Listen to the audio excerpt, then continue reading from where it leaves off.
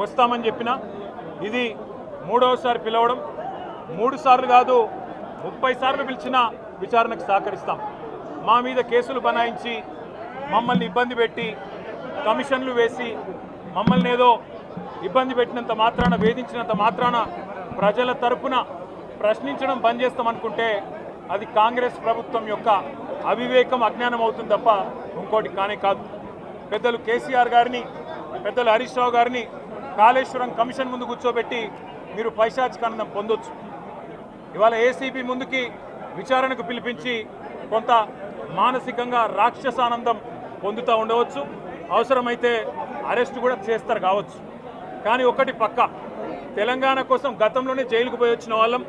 Hyderabad brand ఇమేజ్ని పెంచే ప్రయత్నంలో భాగంగా హైదరాబాద్ బ్రాండ్ని కాపాడే క్రమంలో తీసుకున్న ఒక నిర్ణయం వల్ల మళ్ళీ జైలుకు పోవాల్సి వచ్చినా భయపడేది లేదు. ఒకసారి కాదు 100 సార్లు అయినా జైలుకు పోతాం, కానీ వదిలిపెట్టాం కాంగ్రెస్ ప్రభుత్వాన్ని, కాంగ్రెస్ పార్టీని. మీరిచ్చిన 420 హామీలు, మీరిచ్చిన దొంగ 6 గ్యారంటీలు, మీరిచ్చిన డిక్లరేషన్లు ఇవాళ మీరు లోకల్ బాడీ ఎన్నికలకు సిద్ధమవుతా ఉన్నారని చెప్పి వార్తలు వస్తూ ఉన్నాయి. రేవంత్ రెడ్డి గారు నిన్ను మొత్తం రాష్ట్రంలోని బీసీ వర్గాల ప్రజలందరూ గమనిస్తున్నారు.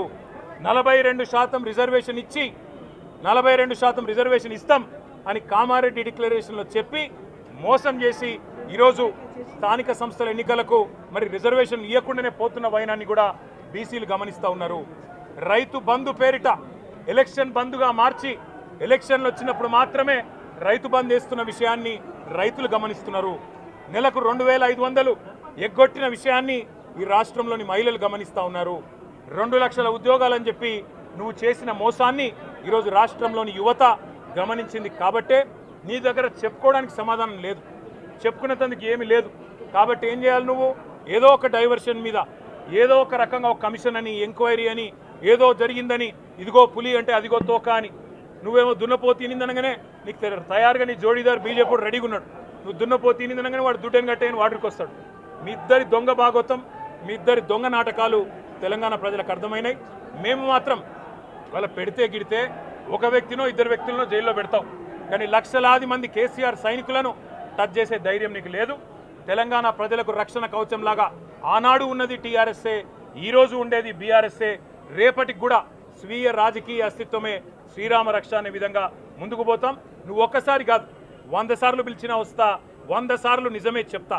నువ్వు లై డిటెక్టర్ పరీక్షకు నీకు దమ్ముంటే నువ్వు మగాడివైతే రా, రాష్ట్ర ప్రజలందరూ చూస్తుండగా లై డిటెక్టర్ కూడా రెడీ.